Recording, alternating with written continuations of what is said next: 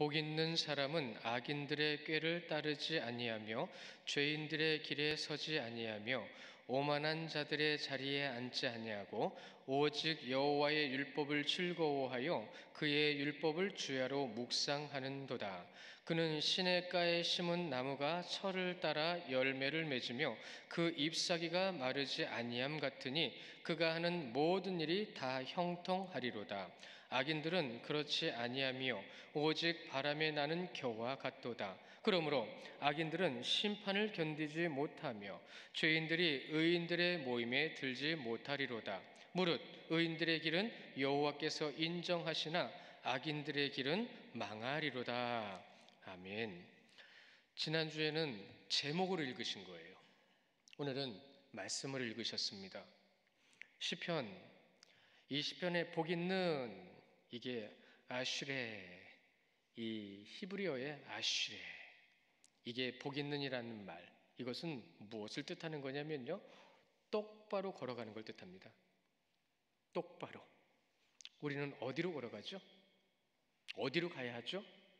여러분은 아세요. 저 밖에 있는 사람들은 몰라도 여러분들은 아세요. 근데 저 밖에 있는 사람도 우리가 도착할 그곳을 자기들도 도착해 하고 싶어요. 무슨 얘기인지 아시죠? 그런데 그들은 갈 수가 없어요. 우리는 그 길로 똑바로 갑니다. 아슈레. 그 길로 똑바로 가는데 복 있는 사람은 이라고 할 때에 이것을 원문에 맞춰서 이제 조금 의미를 담아 다시 번역을 해드리면, 하나님께서 말씀하신 삶의 길을 똑바로 가는 사람이 복이 있다는 거예요. 그러면 여러분, 말씀을 똑바로 알아야 되잖아요. 그렇죠? 우리는 그 말씀을 잘 봐야 돼요. 하나님의 백성이 되어서 그분의 뜻을, 그분의 율법을 가까이 해야 하는데 그 율법을 계속 가르쳐주고 계시잖아요. 오늘 아침에도 그 말씀을 보셨고 또 이 시간에도 보시고 또한 매일 보실 겁니다. 그 매일 보실 것 가운데서 그 말씀에 순종하며 사는 삶의 길이, 여러분, 행복한 길의 지름길이라고 그랬습니다. 하나님만이 진짜 여러분에게 행복을 주실 수 있어요. 하나님만이 진정으로. 여러분, 제가 우리 윤명호 집사님 아들 장가갈 때 그 정년 양자한테 그 얘기를 했어요. 사랑은 변하는 게 아니야. 사랑은 하나 되는 거야. 사랑은 끝까지 가는 거야. 변할 수 없어. 변해서도 안 돼. 하나님의 사랑은 우리에게 지금 변함이 없습니다. 지금도. 창세 때부터 지금까지 한 번도 변한 적이 없어요. 근데 우리는 변해요. 자꾸 내 마음대로 변해요. 나 하고 싶은 대로 해요. 말씀은 둘째예요. 그건 복 있는 사람이 아닙니다. 아니요, 복 있는 길로 가는 게 아닙니다. 우리에게 분명히 방법을 가르쳐 주셨잖아요. 복 있는 길. 여러분, 하나님의 율법을 멀리하고 도리어 자신의 것을 도모하는 자들은 그 삶의 길을 하나님께서 패망의 길로, 사망의 길로 인도하신다고 하셨어요. 복 있는 자와 악인의 길은 분명히 다른 것을 비교해 주고 계세요. 완전히 정확하게 대조해 주시는 겁니다. 이 시편이 그 말씀이에요. 그것을 느끼고 그것을 알고 있는 자들이 하나님을 찬양하기 위해서 쓴 시, 찬양의 시가 이 시편입니다. 장장 150편인데 여러분, 1000년이 넘게 수십 명에 의해서 기록됐지만 그 중에 150편만 성경이 기록했습니다. 더 많은 사람들이 더 많은 것을 찬양했지만 오늘은 우리는 150편만 보는데 150편도 다 모르잖아요. 우리 솔직히 이 시편 안에서 말씀 암송하고 있는 게 몇 절이나 됐어요? 시편 1편을 암송하는 분들 많아요. 23편도 암송하는 분 많아요. 그 외에는요? 내 발의 등이요? 아니면 힘이요? 능력이요? 노래요? 찬양이요? 무엇으로 여러분은 지금 하나님 앞에 영광 올려드리고 찬양하고 주님께로 나가고 있습니까? 복 있는 사람과 멸망하는 사람의 분명한 그들을 구분하는 분기점은 율법이라고 있습니다. 유대인의 율법이 아닙니다. 오직 하나님의 말씀입니다. 수요 예배 때 참여하신 분들은 이 하나님의 율법이라는 말에 더 많은 이해가 되실 거예요.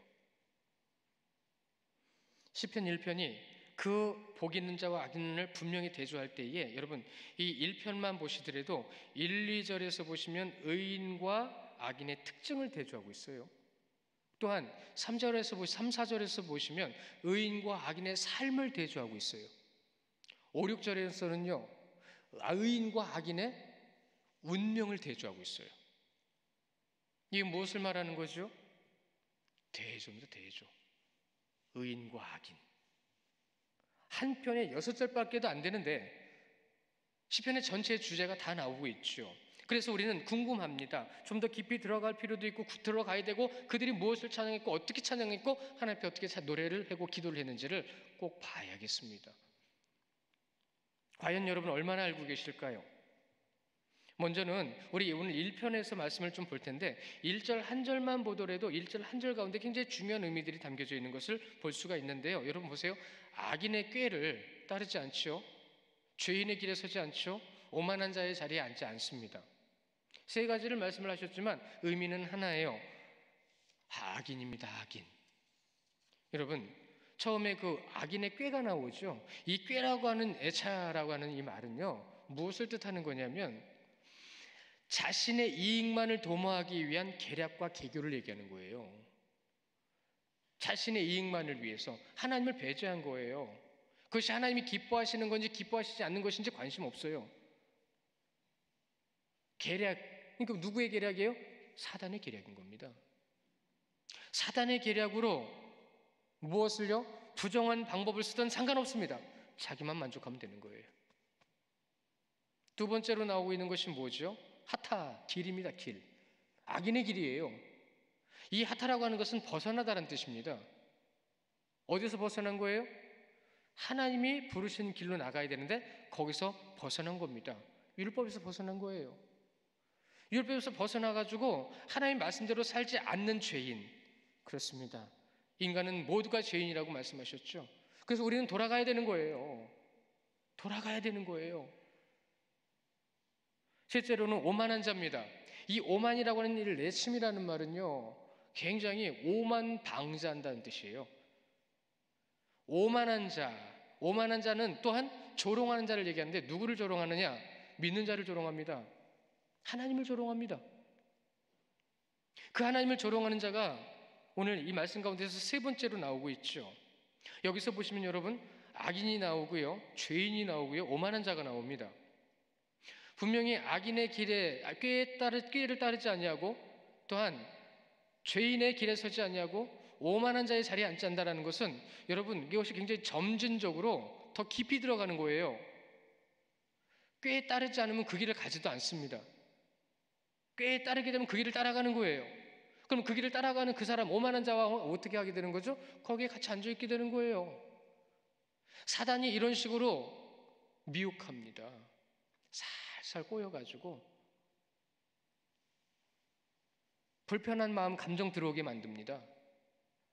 여러분 잊지 마십시오. 절대로 불편한 감정을 하나님 주시는 거 아니에요. 반대편이에요. 근데 여러분은 불편함을 스스로 가지고 있음에도 불구하고 그게 뭔지 몰라요.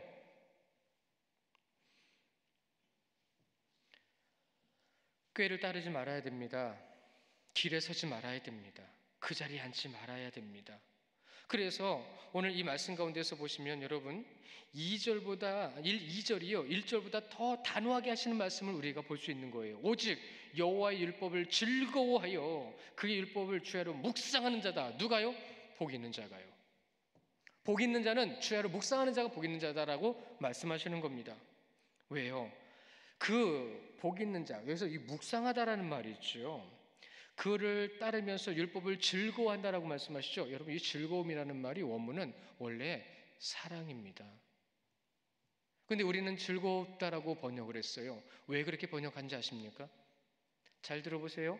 사랑하는 사람이 생겼어요. 항상 그 사람 쳐다봅니다. 그 사람이 어디 있든 그 사람을 따라가고 싶습니다. 그리고 그 사람 만나면 즐겁습니다. 그 사람과 함께 즐거움을 나누고 싶습니다. 근데 여기서는 사람이 아니에요. 누구죠? 하나님이십니다. 그 하나님을 내가 만났고 그 하나님과 함께 하는데 내가 안 즐거워요? 안 즐거우면 안 되는 거예요. 안 즐거우면 안 되는 거예요. 저는 항상 즐겁고 싶은데요. 그래서 즐거운 걸 자꾸 찾기도 하고 말씀 가운데서 즐거우려고 노력도 하는데요. 솔직히 이런 사람 저런 사람 만나면 자꾸 마음이 무거워져요. 그래서 그 사람들한테는 즐거우라고 얘기를 해주거든요. 주님이 사랑, 하나님의 놀라운 사랑을 얘기를 해주거든요. 그런데 그 사랑으로 그들이 아유 감사합니다, 좋습니다 하고 돌아가는데 저는 뒤돌아서서 마음이 무거워요. 저 사람이 언제까지 저 마음을 가질 수 있을까? 저 사람이 언제까지 저 하나님의 사랑과 기쁨을 누릴 수 있을까? 그 다음 주에 만나면 또 옛날로 돌아가 있거든요. 얼굴 표정이. 참 안타까워요. 주일날 얼굴 표정을 보면은요, 참 어떻게 해야 될지 모르겠어요. 우리가 서로 노력해야 합니다. 같이 노력하지 않으면 되지 않아요. 우리가 사랑하는 대상을 바라보면서 그 대상을 따라가는 삶의 모습 속에서 오늘 말씀은 뭐라고 하죠? 율법을 즐거워하여 그의 율법을 주야로 묵상하는도다. 그 사람을 생각하는 거예요. 사랑하는 대상을 항상 바라보는 거예요. 그 사랑하는 대상을 항상 바라보기 때문에 우리에게 기쁨이 있어야 되는 거죠. 여러분, 제가요 아마도 목사가 안 됐으면 여러분 항상 얼굴은 인형 같았을 거예요. 굳어있는 인형. 그냥 그렇게 살았을 거예요. 왜요? 저도요 제 의가 강해가지고요 여기서 불끝 일어나는 게 굉장히 많거든요. 제 의가 많아서. 그러니까 제가 만약에 목사가 안 됐다면 이 의를 제가 추스리지를 못했을 거예요. 이기지 못했을 거예요. 아니요, 이 기도로 기도하지도 못했고 주님의 마음을 갖지도 못했을 거예요. 여러분은 어떠십니까? 내 의가 뭔지는 아세요? 그것이 무엇을 의미하는 건지 우리는 알아야 해요. 그래서 오늘 이 말씀 가운데서도 율법을 즐거워하여 오직 여호와의 율법을 즐거워하여 그것을 주야로 묵상하는 자도다. 그 말씀을 묵상하는데 여러분의 삶 가운데 무엇이 나타나야 되죠? 하나님의 능력이 나타나야 되죠. 저는 지금 많이 경험해요. 성도님들 가끔 교회 찾아오셔가지고 얘기하세요. 감사합니다라고. 이것저것 물어보러 오세요. 그러면 저는 대답해드려요. 그렇습니다, 저렇습니다. 감사하네요, 좋으네요. 같이 기도해요. 그럼 얼마 있다 또 오세요. 응답 받았어요. 여기 계신 분들은 몇 분은 안 되시지만 여러분 교회 찾아오시는 분들이 생각보다 많아요. 왜 그들이 응답받고 기뻐하는 모습을 우리는 못 누리죠? 누려야 합니다. 누릴 수 있습니다. 그것이 오늘 말씀 가운데 주시는 가장 중요한 뜻이기도 하고 그 의미이기도 하고 의의이기도 합니다. 하나님을 사랑하는 자, 여러분 성도가 하나님을 사랑하는 자입니다. 사람에게 기쁨을 구하지 마십시오. 사람에게 기쁘게 해달라고 하지 마십시오. 오직 주님을 내가 알고 있기 때문에 세상이 악함의 풍파 속에서 우리를 그렇게 노려보고 있어도 우리는 기쁠 수 있고 감사할 수 있어야 되는 것이 성도의 모습입니다. 그것이 시편 1편에서 우리에게 말씀해 주시는 복 있는 자, 율법을 즐거워하는 자, 주야로 묵상하는 자의 모습인 거예요. 그분의 말씀에 순종함으로 하나님을 사랑하고 그 사랑의 삶을 살아가는 것이 바로 증거라고 했습니다. 우리 신명기 6장 말씀 한번 같이 찾아볼까요? 한번 찾아보세요. 신명기 6장 구약에 보시면 구약의 171면에 있습니다. 신명기 6장 4절로 9절 말씀인데요. 우리가 이 말씀, 오늘 이 말씀 보고 들으시면서요 알고 있는 거라고 생각하지 마시고요 이것을 분명히 기준을 잡으시고 시편을 보셔야 돼요. 신명기 6장 4절부터 9절 말씀 구약성경 271면에 있어요. 창세기, 출애굽기, 레위기, 민수기, 신명기에 있죠. 그 신명기 6장 9절부터 9절 4절부터 9절 말씀을 우리 한 목소리로 같이 보도록 하겠습니다. 자, 함께 보시겠습니다. 시작. 이스라엘아 들으라. 우리 하나님 여호와는 오직 유일한 여호와이시니 너는 마음을 다하고 뜻을 다하고 힘을 다하여 내 하나님 여호와를 사랑하라. 오늘 내가 내게 명하는 이 말씀을 너는 마음에 새기고 내 자녀에게 부지런히 가르치며 집에서 앉아있을 때든지 길을 갈 때든지 누워있을 때든지 일어날 때든지 이 말씀을 강론할 것이며 너는 또 그것을 내 손목에 메어 기호를 삼으며 내 미간에 붙여 표를 삼고 또 내 집 문설주와 바깥문에 기록할지니라. 아멘. 여러분, 이 말씀 한 절 한 절, 한 대목 한 대목을 꼭꼭 집어 보십시오. 그렇게 하고 계십니까? 그렇게 하셔야 됩니다. 마음을 다하고 뜻을 다하고 힘을 다하면 여러분, 삶이 무겁고 힘들어도요, 우리는 소망이 있고 희망이 있어서 주님께서 이루신다라는 분명한 믿음 가운데 힘을 얻을 수 있습니다. 그것이 그리스도인의 삶이에요. 또 뭐라고 하시나요? 여호와는 그렇게 사랑을 주시는 분인데 그것을 우리는 마음에 새기고 자녀에게 부지런히 가르치며 집에 앉아 있을 때 그렇게 하십니까? 길 가실 때 그렇게 하십니까? 누워 있을 때도 기도하십니까? 그리고 일어날 때도 그렇게 하십니까? 일어날 때부터 누울 때까지 모든 것이 말씀 강론. 이 강론이라고 하니까 어떤 분이 그럼 가서 가르쳐야 된다고 말만 많이 하는 사람들이 있는데, 여러분, 여기서 이 강론이라는 것은 내 안에 있는 내 말씀이라는 뜻입니다. 내게 주신 말씀이라는 뜻입니다. 내 팔에 감는 것이고 내 미간에 미간을 삼는 건데 누구에게 향하고 있는 거예요? 나에게 향하고 있는 겁니다. 그 나에게 향하고 있는 말씀을 표를 삼고 문설주와 바깥문에 기록할지어다. 혹시 여러분들 문에 말씀 붙여놓으신 분 계세요? 안 붙여놓으셔도 상관은 없어요. 근데 유대인들은 지금도 붙여놓습니다. 근데 붙여놓지 않고 재미있게도 집 문설주에 끼워놓습니다. 그 사람들은 그걸 팔아요. 문에 끼워놓는 거를. 그래서 유대인들의 집에 혹시 나중에라도 기회 되시면 특히나도 회당 같은데, 회당 뭐 가실 일이 없겠죠. 아주 독실한 유대인들은요, 자기 집 문 있죠? 문설주에다가 끼워놓습니다. 끼워놓은 게 눈에 보여요. 어떤 사람은 그냥 붙여놔요. 이렇게. 그들은 그렇게 열심합니다. 그렇게 열심하면서 내가 하나님의 말씀대로 살기 위해서 나를 복종시켜요. 나를 하나님 앞에 온전히 드려요. 그렇게 노력하는 거죠. 그럼 예수 그리스도의 십자가를 온전히 믿는 우리는 과연 어느 정도 그렇게 할까요? 그들은 그렇게 삶으로 보여주고 있는데 우리는 얼마나 삶으로 보여주고 있냐는 겁니다. 그러나 여러분, 성령이 충만하고 말씀 가운데 기쁨을 주시고 찬양 가운데 기쁨을 주실 때에 여러분, 감정을 조심하십시오. 기분이 좋다고 성령 충만한 것만은 아닙니다. 성령 충만이라는 것은 어떠한 삶의 모습 속에서도 주님의 뜻을 나타내는 자가 성령 충만한 자예요. 맨날 룰루랄라 찬양하며 할렐루야 하고 다니는 사람이 성령 충만한 것 같죠. 물론 성령이 그렇게 기분 좋음과 기쁨과 즐거움도 주십니다. 그런데 그 사람을 테스트하려고 테스트하는 건 아니지만 무슨 일이 벌어져가지고 그 안에 난간이 부딪히잖아요. 이건 뭐야? 이래버리면 여러분, 그 성령 충만은 여러분, 이 돌짝밭에 뿌려진 씨와 똑같은 거예요. 진짜 하나님의 말씀대로, 진짜 하나님께 주신 말씀대로 살아가는 자는요, 모든 상황 속에서, 모든 시간 속에서 그리스도인다운 모습을 보여주는 것, 그것이 성령 충만이고, 오늘 이 말씀 가운데 주야로 묵상하는 자가 바로 그런 자를 말씀하시는 겁니다. 3, 4절을 보세요. 3, 4절에서는요, 의인과 악인의 삶에서 나타나는 것을 말씀해주며 대조를 하시죠. 의인의 삶은 시냇가에 심겨진 나무같이요, 수분을 계속 공급받아요. 계속 공급받기 때문에 여호와의 율법을 주야로 묵상하는 삶 가운데에서 여러분, 항상 그의 삶이 달아요. 주님 앞에서 항상 온전해요.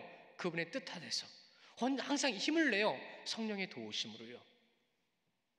그렇게 해서 항상 공급을 받아서 열매도 맺습니다. 가지가 마르지를 않아요. 그들의 모든 삶 가운데 진짜 형통함이 있어요. 여러분, 형통이 뭐가 형통이라고 말씀드렸어요?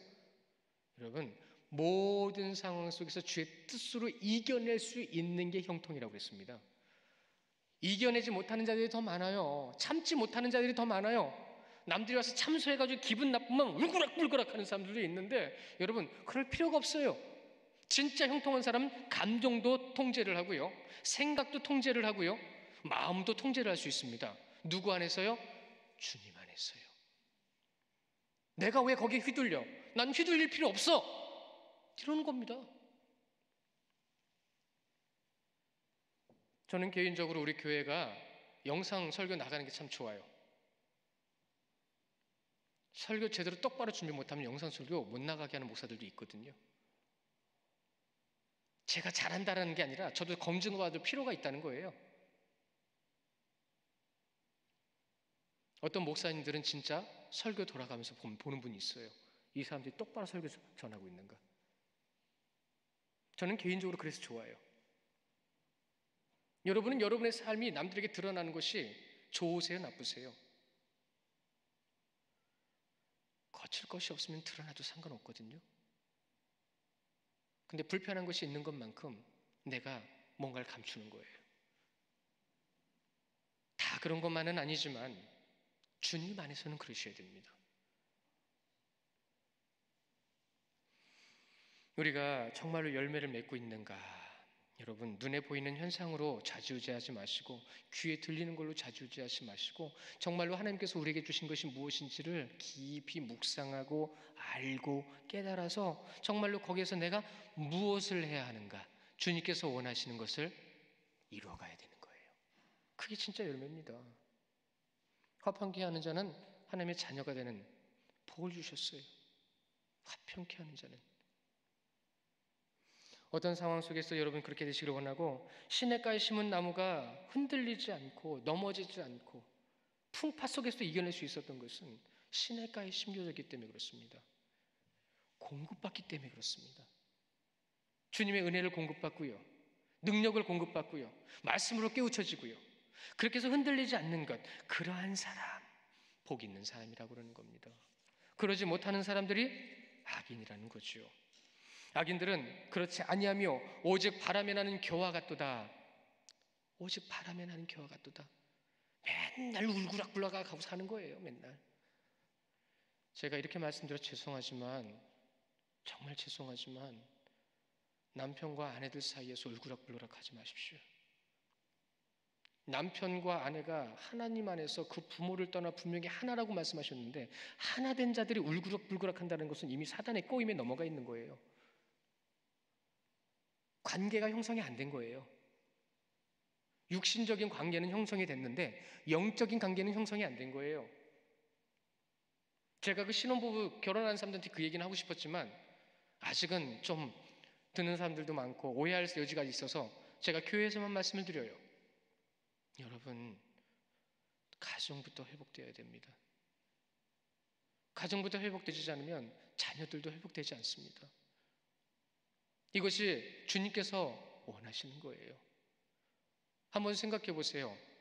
부부가 대화를 얼마나 하시는지. 근데 대화의 내용은 뭔지 한번 생각해 보세요. 같은 주제를 가지고 서로 좋고 나쁜 것에 대해서 싸우세요, 이해하세요? 싸우면 그건 그 안에 분쟁이 있는 거예요.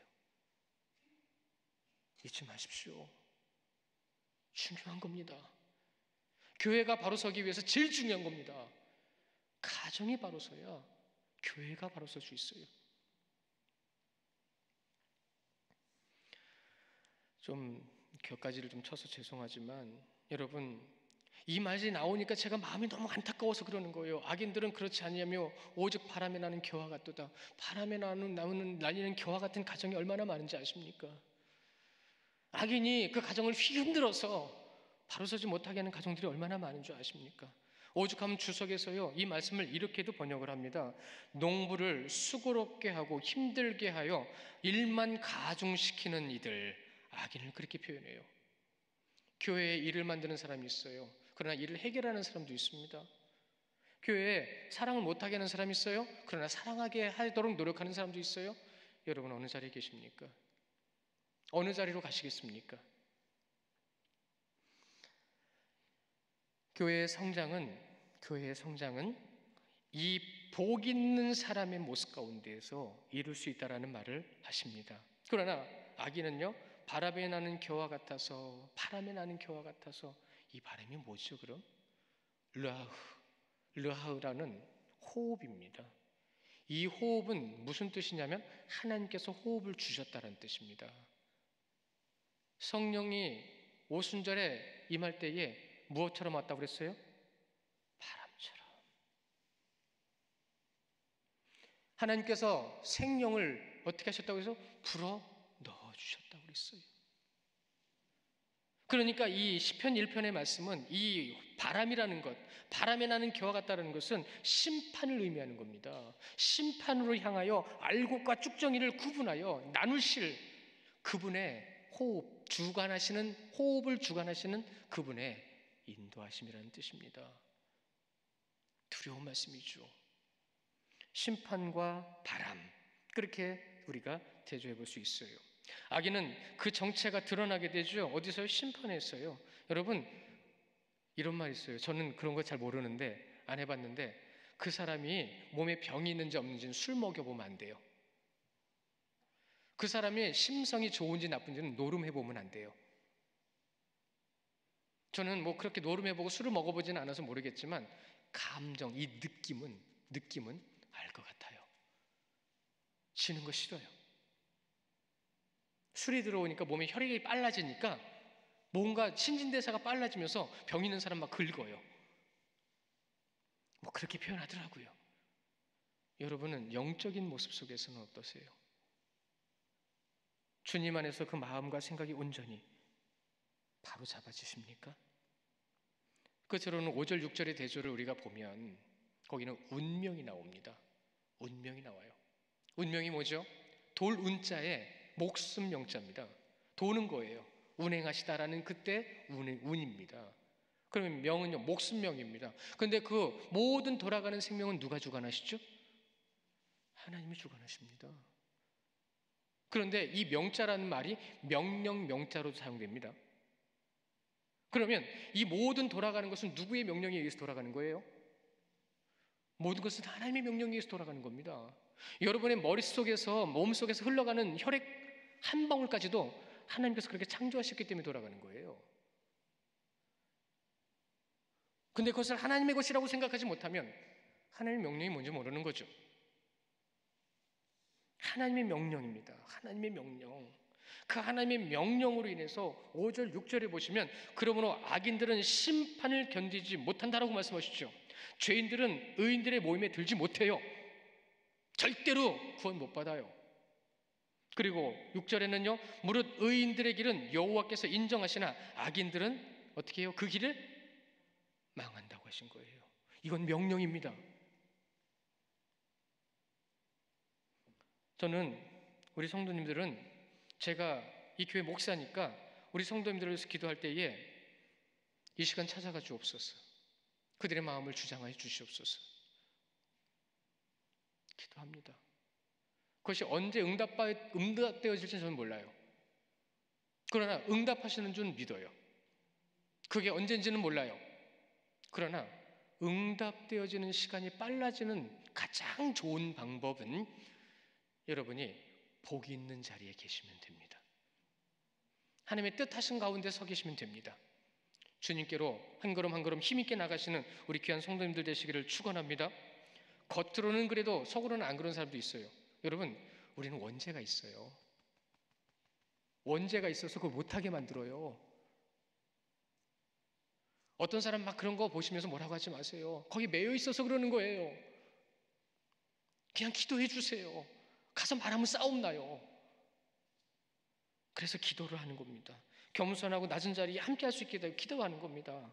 무릇 의인들의 길은 여호와께서 인정하시나 악인들은 망하리로다. 시편의 결말은 그겁니다. 복 있는 자는 하나님 편에 생명으로, 악인은 멸망의 죽음으로. 이것이 주제고요. 시편의 결말은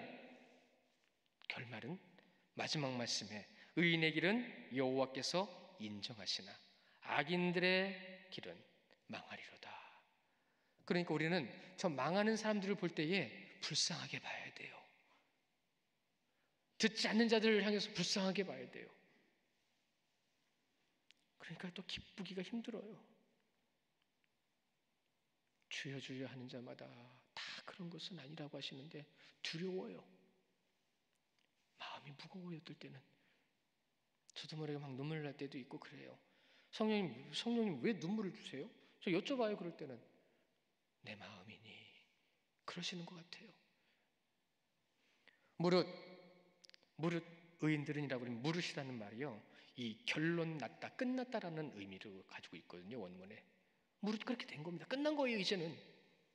성도 여러분, 시편이 교회들에게 전하시는 메시지는 복 있는 자와 악인입니다. 시편의 말씀을 통해서 우리는 무엇을 고백하고 또한 그렇게 살아가야 되는지 분명히 확인할 수 있고 확인해야 합니다. 그들과 똑같은 이 시편에 기록하고 있는 모든 사람들과 똑같은 고백을 할 수 있는 분들이라는 거예요. 그러면 이들이 무엇을 고백하고 있는지를 분명히 보시라는 겁니다. 아셔야 돼요. 그리고 성령께서 인도하시는 대로 깨달으셔야 돼요. 그럼 그 깨달으신 대로 주님께서 우리에게 주신 놀라운 은사와 능력과 권능을 통하여 이 땅을 복 있는 자로 살아갈 수 있게 해 주시는 줄을 믿으시기를 축원합니다. 기도하겠습니다. 하나님께서 우리에게 허락하여 주시고 인도하여 주시니, 하나님께서 붙들어 주시고 세워 주시니 주님께로도 한 걸음 더 나아갑니다. 우리는 너무 연약해서, 우리는 너무 부족해서, 또한 우리 것이 더 많아서, 내가 너무 커서 하나님 앞에 바로 서지 못하는 모습들이 많이 있었습니다. 그러나 이제는 주님께로 나아갈 수 있게 하시고 말씀 한 절 한 장, 또한 말씀 한 서 한 권 한 권 볼 때마다 하나님께서 우리의 마음에 찾아와 주시고 깨닫게 해주시고 알게 하시니 주님 그 가운데에 진정으로 복 있는 자가 무엇인지를 저 세상에 보일 수 있고 나타낼 수 있는 그리스도인이 되게 하여 주시옵소서. 한 주간의 삶을 살아갈 때 이들에게 주님의 놀라우신 뜻과 인도하심과 역사하심과 능력을 더해 주실 줄 믿습니다. 그 가운데 기쁨과 주의 사랑을 더해 주실 줄 믿습니다. 믿사옵고 기도할 것이오니 또한 그러한 삶을 살아가는 우리 귀한 군신일교회 성도들 되게 하옵소서. 감사를 드렸고 우리 그 주 예수 그리스도의 이름으로 기도드립니다. 아멘.